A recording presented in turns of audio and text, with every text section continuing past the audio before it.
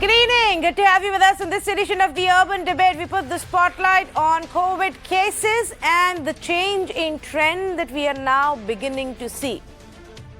There's been so much conversation about an impending third wave and when will it hit us. We actually don't know. Several of the experts from the center still claim that the second wave isn't over. And honestly, it's really pointless to get bogged down between the terminologies of first wave, second wave or third wave. What we do know is that the cases have begun to go up again and that we cannot let our guard down even now. Now, just take a look at the number of cases in the last 1 week on a daily level. We've gone from about 30,800 odd cases that were reported on July 26 to gradually 42,000, 43,000, 44,000, 41,000 and again 41,000. The 41,000 is actually the weekend and the after effects of that you're looking at. Now, it's not just this number that is showing a rise, but there are several other factors as well. For example, there is a significant rise in some of the southern states and northeastern states. Northeastern states have been on the radar now for several weeks. The fact that the caseload has gone over 40,000 now after a long time is also a red flag that we must watch out for. Any which ways, everybody's been warning about the third wave. Now there are reports that have emerged that it could be that the third wave hits us in the current month. That's in the month of August and begins to peak or peaks by around October. The R factor, which is actually one of those indicators that shows you the rate of spread of infection, how quickly the infection is spreading, how many people is one person able to infect. And when that goes above 1, then it becomes a concern. And that's what's happening in our country right now. In several of the states, 8 key states, the R factor has now gone above 1, which is why it has become a concern. But I don't also want to sound alarming here. There are many who say that there is going to be a different aspect this time of third wave. It is unlikely to be as brutal as the second wave was. In fact, one report that has just emerged says that the third wave may actually see 1 lakh cases every day or, at worst, 1.5 lakh cases every day. This is 1/4 of what we actually saw in the peak of second wave. So it's not going to be as brutal as what many are saying, and there are multiple reasons for it. Obviously, there is a large seroprevalence already in our country. People who got infected in second wave itself, they still have those antibodies, so they're at a lower risk. Then there is the fact that a good amount of people have also got their first vaccine shot. So if you consider the 40 crore odd people who've got at least one vaccine shot, they are also going to be relatively less vulnerable. They could still get infected. That's not to say they won't get it. But it does play a fact. Then there could be several other reasons as well. So let's have a conversation of where do we stand? What do the various mathematical models show? Are there specific areas or states who are more vulnerable? Are we now beginning to behave in a manner which is actually leading to this spike? Or the Delta plus variant something to watch out for when this spike comes? Can it be any different from the second wave? I say good evening to those panelists who are joining us right now. Sitabra Sinha, Professor of Computational Biology and Theoretical Physics at the Institute of Mathematical Sciences in Chennai. Dr. Chandrakant Leharia, Public Health and Policy expert on vaccine policy as well. Dr. Virender Singh Chauhan, Emeritus Professor for International Center for Genetic Engineering and Biotechnology. Dr. Anish T.S., Associate Professor for Community Medicine at a government college in Kerala. Also joining us this evening, Dr. Sudarshan Ballal, Chairman for Manipal Hospitals and Expert Committee for the task force advising the Karnataka government. So good evening to all of you. Let me first go across to Sitabra Sinha and get a sense of what is it that the statistics and numbers are indicating about which way we are headed, Mr. Sinha. Hi, so thanks for having me on the debate. So first of all, let me just tell the readers briefly what R is all about. So R essentially tells us what is the mean number of people a single infected person can pass on the infection to. So if the R value is 1, that means roughly the number of people who are infected with COVID is not changing over time.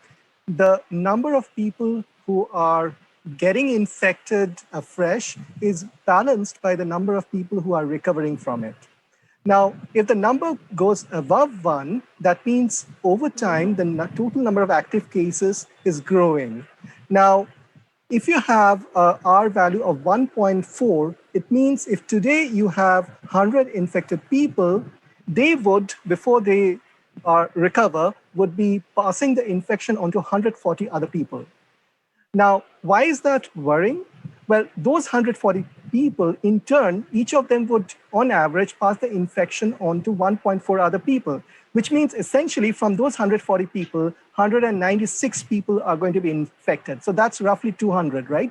So in just two jumps, essentially, the number of infected people will double from 100 to something close to 200. So a number like 1.4 seems small, but because of the exponential growth of the number of infected cases over time, even a number of 1.4 essentially means that in essentially 2 generations, so which is roughly 10 days for COVID, you'd have the number of cases essentially doubling. So what do we see right now? So the second wave in most of India, terminated roughly early May.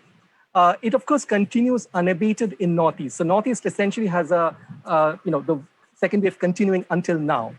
But through most of India, it has abated. However, in the end of July, we started seeing the R value gradually pushing up again to something close to 0.95 and so on. And then essentially, 5 days back, it reached this critical number of 1. So for the last 5 days, it has been having a value of about 1.03. Now, it looks very small. However, let me reiterate that because of the exponential rate of growth that this entails, even a small increase above 1 is kind of worrying, because a very small growth initially in terms of number of active cases could within a short time translate into a very large number of cases. Another point of worry is that not only is this true for the overall India case, so one could argue that maybe this is driven primarily by the few states where the infection is running rampant, like for example, northeastern states and maybe Kerala. But around the same time, between 26th and 28th of July, we have seen R value going above 1 in multiple states: Karnataka in the south, Himachal Pradesh, Haryana, Uttarakhand in the north. And almost all the major metros, except for Mumbai and Pune, are also appearing to show R values of greater than 1. So this is worrying, because this suggests that there's almost a coordinated rise in the number of active cases, or rather a coordinated growth in the number of active cases, which suggests that maybe this is not just a numerical fluctuation. Okay, so you're saying there are multiple factors that suggest that maybe this is not a numerical fluctuation. Dr. Virendra Chauhan, would you like to come in at this point as well? So much conversation has happened about a third wave that could hit us by August, peak by October. The numbers have begun to show an uptick already. What are we to brace ourselves for? So let me make it much simpler for your audience. You can have these numbers thrown from different states, but what does it really mean? And as you yourself had said in the beginning, it was predicted the third wave will come. And actually, virus is very much around us. We've stabilized at 40, 45,000. That's not a smaller number compared to what it was, but it's still there. Now, as you start opening up, more people mingle and don't follow. This is absolutely inevitable. Now, the question, and therefore, I don't want to keep saying that it will happen. It may happen in September, October, end of August. The fact that virus is there, and let me assure you, most of the world is seeing Delta Plus. It's not a question of which virus you have. You absolutely have no Wuhan virus. You have its variants and everywhere. Like take Indonesia, take Thailand, take England right now. UK is stabilizing with 88% coverage of vaccine in adults. It still has 25,000 cases per day. So it should be, I find it's absolutely not surprising that R factor is going up. Should we worry about R factor going up? Of course we should worry. Should we do something about it? Needless to say, we should do something about it. What can we do? So push your vaccination. This is a very familiar discussion we had about a month back. You push your vaccination as fast as you can. You make sure that everybody is again wearing masks, you're washing your hands. I don't think there's much in this discussion. Virus is very much here. It will multiply if we give it a chance. Now, just one point I want to clarify. You said about the ICMR, that the data that came out was seroprevalence about 67%, at least in Delhi area, has already seen the virus, have antibody. Let me just make it simple for the audience. Now, having a seropositivity alone isn't sufficient for protection from the virus. The correlate for protection or the threshold for antibody is yet not very well established. It's being worked out in many countries.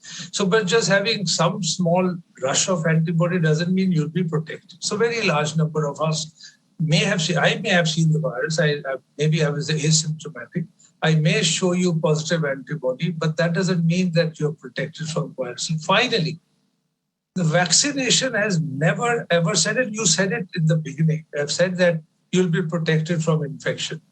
You'll be partially protected. The chances of you getting infection will be much lower than somebody who's not vaccinated. But you can be infected. You can spread the virus. So I just finally round up the conversation by saying that R factor must inevitably go up as we open up. I stick my neck out. I don't think you'll see a third wave as hard as the second wave, but you will see these ripples and bumps going up somewhere. Then you close the economy. Then again, it will go up somewhere else. So we have to wait and watch. Again, just get everybody to put the mask on. Yeah. Double mask. And then vaccinate as far as, talking about vaccine. We've done about 50 crores of adults, but we're a long, long way to go for coverage of 50% or 60% of the population. Yeah, no, I would love to talk about picking up the pace of vaccines, but there is only so much that we can say there unless we get more vaccines.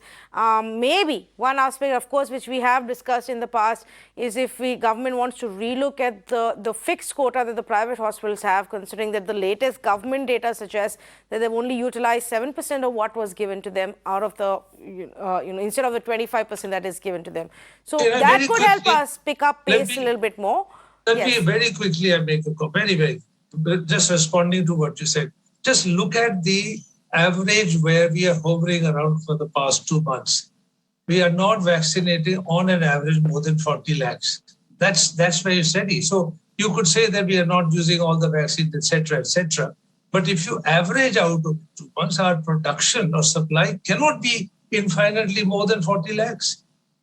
So what we need to figure out, and this is not the discussion, so I'm not going to spend too much time on it, but biological evidence and Novavax vaccine, on which the prediction have been made by the government of 135 crores, is absolutely necessary. Yeah. And if Covaxin has to go up, we should know when the Covaxin supply is going to go up. If COVID Shield is going to go up, I think it should be clear to 40 lakhs has to become 80 lakhs or 85 lakhs a day. Well, the expectation was that August onwards things will improve, so we wait to hear from the government on when that happens. But coming back to the larger question here, Dr. Anish, what is your view, before I bring in Dr. Chandrakant Lahiriya also, what we are witnessing in Kerala, is it the the second half of the second wave, or is it the third wave?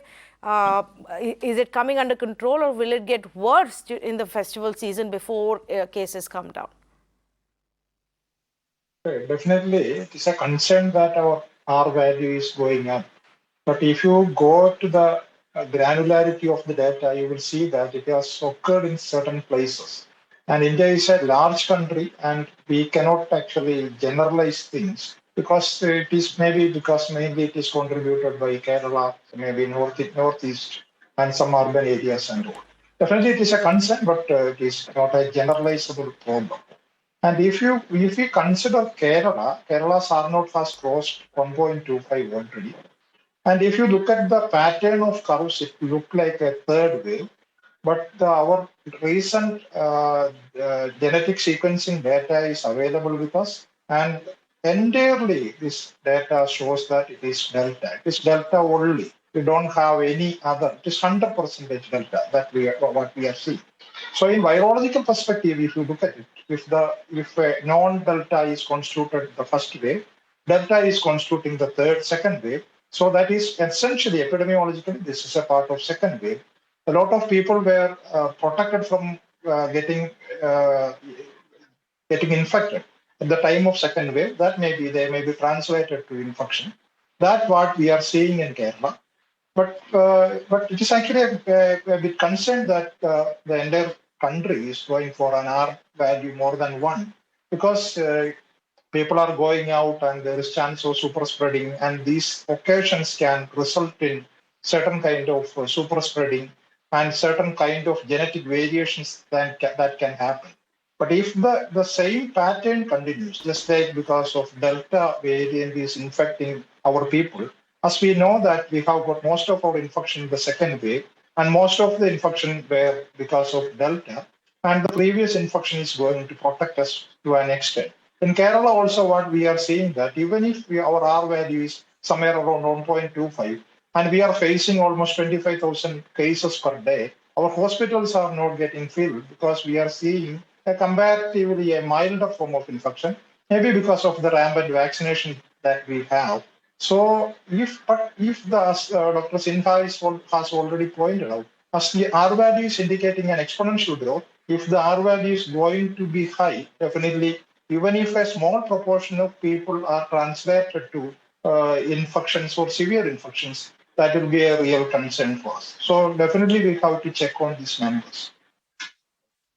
Okay, Dr. Chandrakant Lahiri, I want to also, tie it into one comment that Dr. Virendra Chauhan made, that the third wave may not be as serious or brutal as the second wave was. Now, why are more and more experts saying that? So the point is that in India, the second wave happened due to Delta variant.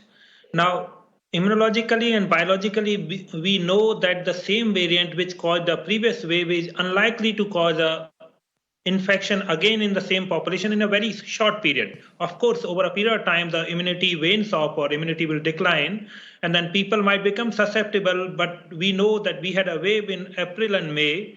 So in a quick succession, same variant is unlikely to cause the next wave. We also know that before the second wave, the proportion of population which was susceptible was around 75% or 76%.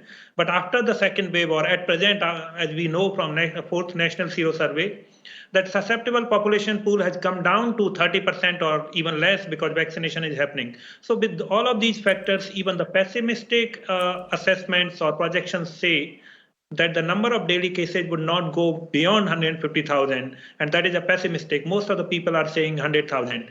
But what is not being factored in, that though Delta might not cause the subsequent wave, but we are not sure that which part of the world or even within the country where the new variant is emerging, and that need to be continuously tracked. Especially genomic sequencing should need to be stepped up. We heard a while ago that Government of India increased the number of laboratory or genomic sequencing facilities from 10 to 28, but we have not heard that how many genomic sequencing have been done since then.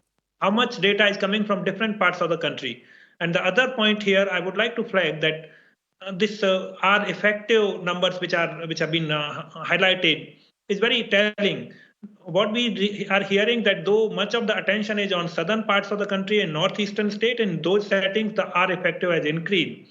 But in Himachal and Uttarakhand, where we are not receiving attention, the R effective is increased here also. So what we need to do, that as long as country is in the mid of the pandemic, we need to focus upon across the country, no matter what is the number of cases. Because if we are giving attention to one particular setup, we might miss something which is really important and which might be troubling. So entire country is in the pandemic. Number of cases might be different from different parts of the country, but we need to pay attention on all aspects. Dr. Ballal, would you agree with this? Yeah, good evening, Navika. Thank you for having me. Good evening, Tanvi. Thank you for having me here. By and large, I agree with everything that has been said earlier. I do believe that the third wave will not be as serious as the second wave for the reasons that were mentioned. One is, of course, we have a much higher seroprevalence, which went from 20% before the second wave to 70% now, which means only 30% of the population has no immunity whatsoever. Second is vaccination certainly has picked up. We have vaccinated 40 crore people, and maybe close to about 8 to 10% have received both the vaccinations. These certainly would be factors in reducing the ferocity of the third wave. Hopefully, human behavior can be altered by people like you, asking people to mask up, maintain distance, hand wash, certainly avoid crowds. And so far that we know, the Delta variant was hugely responsible for the extremely infectious variety of COVID that we had during the second wave. And so far, at least, that has not changed. For all these reasons, I do believe that the third wave will not be as bad as the second wave.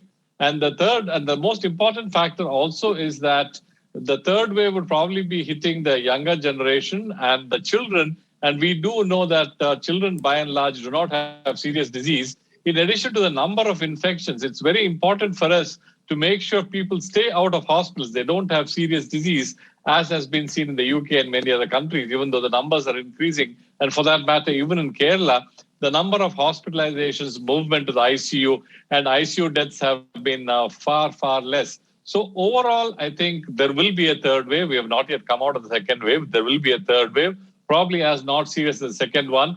And human behavior will certainly be a major part in seeing how severe the wave will be.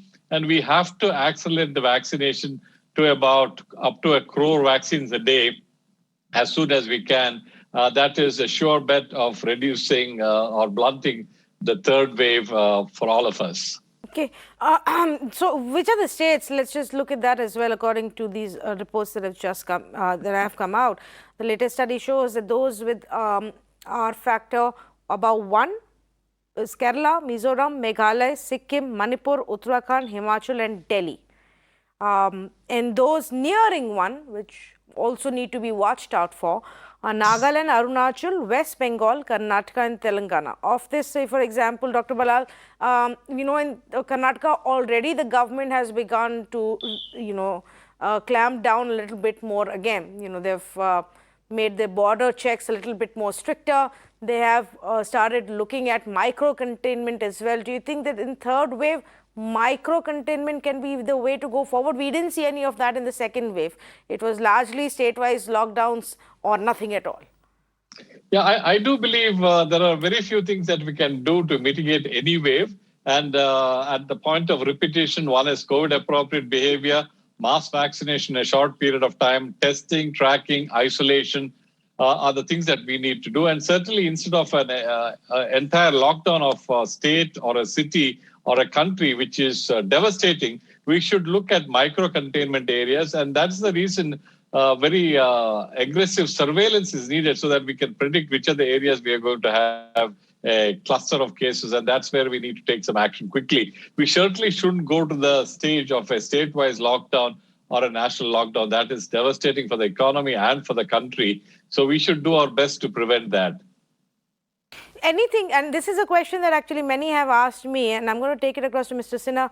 Mr. Sinha, anything on the mortality rate that you can, give us insights on? So, okay, we're looking at these many lakh and a half cases, infections per day, but what about fatalities? No, so this analysis, of course, only looks at, how the disease is spreading. What the fatality would be is, of course, a completely different measure.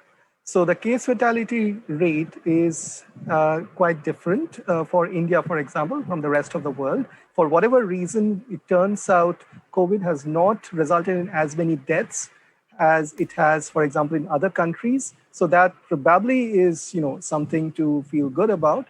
But, we don't know. I mean, so, as one thing we do know that as time progresses, the possibility of another variant arising becomes higher and higher. So for us, having a disease, having a large number of active cases is always a factor of concern, because that makes the probability of having a new deadly variant rising that much more.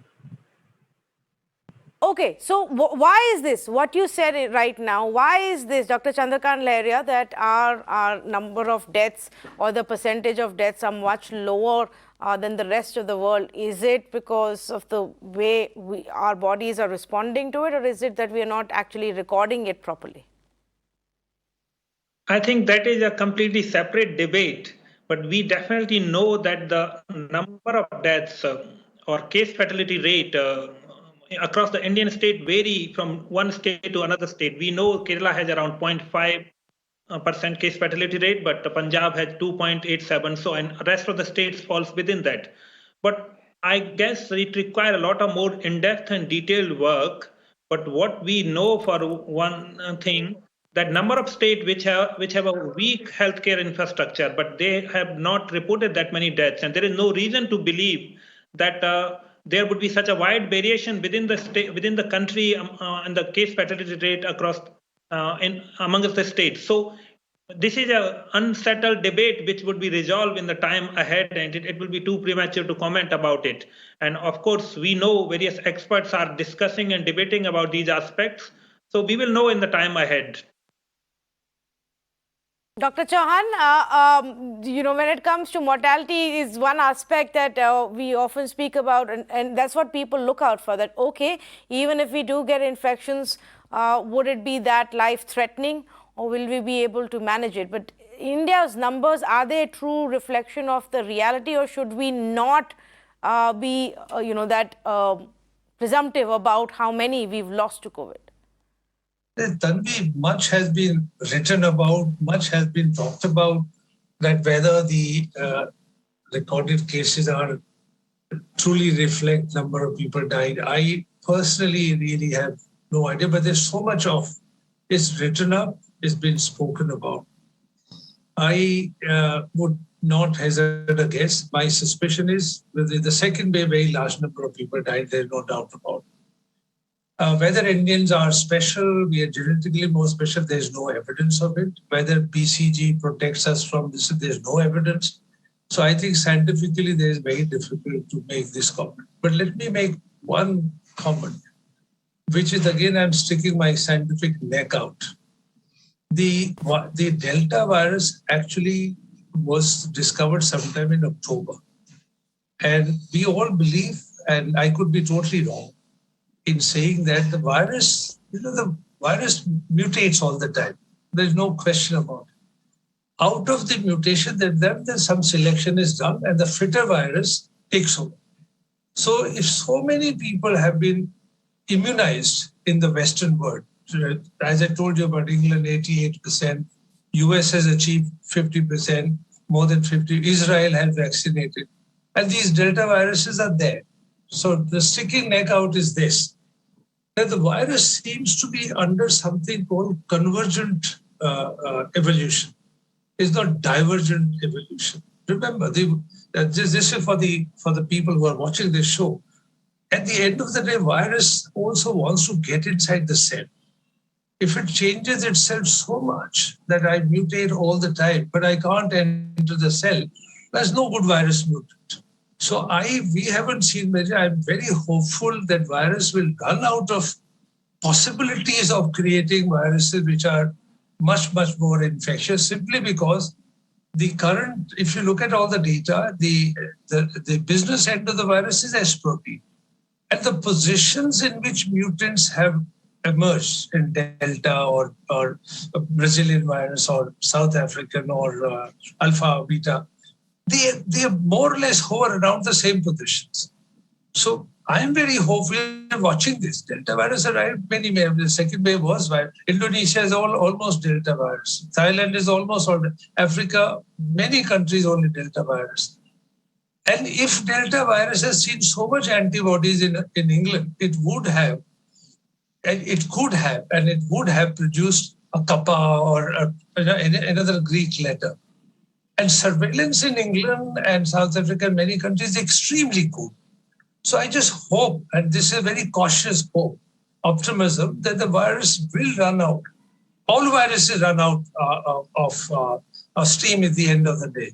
Example will be measles virus. Vaccine was created more than 50 years back. Measles virus mutates all the time, but vaccines are very effective. Same for hepatitis A virus. Mutates all the time, but hasn't found some virus which can escape your antibodies. So this is something which we've been following, and hopefully, hopefully, the virus cannot be all the time mutating into more virulent virus. It may have some vaccine escape mutant, that's bound to happen, but I think I'm just hoping that we are beginning to see the end of virus mutation, maybe another mutant or yet another mutant. So that's the cautious optimism about the mutants. And if Indonesia had seen so much of multiplication of virus after Brazilian and Indian wave, they would have emerged by now. Yeah. Multiplication in Indonesia is phenomenal, right? As you and I speak, it is phenomenal in Western Africa. So the mutant story is this, that virus eventually may run out of possibilities. Dr. Anish, very quickly, your view on that before I wrap this conversation up, especially with states like Maharashtra and Kerala, where we are seeing that the cases have largely remained high. Do you agree that maybe there is only so much that this virus will mutate from here on? Or hope? Yes, there is a chance. It's a chance that if there is a rampant spread is happening elsewhere, there can be a mutant variety can arise. But as far as Delta is concerned, it is actually a very efficient mutation that already happened. And the coronavirus is not as much mutating, even though it is an RNA virus, it's not mutating as fast as the measles or influenza virus do. So it is very reasons to believe that it won't mutate much more than the efficient virus that the Delta is already there. And I have got a comment on your previous discussion topic that India may be finding lower number of deaths because of the demographic structure of India. Because India is constituted by a very young population. We are comparing data of Europe, where the population of elderly will be 3 times or 4 times than that of India. So that may be a reason that our population is largely protected. Definitely there will be undercounting of deaths possibly. All right, I'm completely out of time. I'm going to thank all of our panelists for joining us on this conversation. Very important to keep getting all you experts here on the panel to get a sense of where we are headed, what the ground reality is, and how much should we be worried about the third wave. Won't be as bad as the second wave is largely the consensus, but there is nothing to suggest we can let our guard down. And the only other option apart from wearing masks is hoping for more and more vaccination for a faster vaccination. The states that are showing rate of infection more than 1 need to especially be on guard. Many of them, southern states and northeastern states, some of course in the hills as well, maybe because of the kind of travel that they saw in the last couple of weeks, which obviously meant that a lot of people landed up at these tourist hotspots. But we need to watch out for overcrowding. We need to watch out for COVID violations. Not saying that we continue to be locked up forever, but as we unlock, keep in mind that the virus is still around.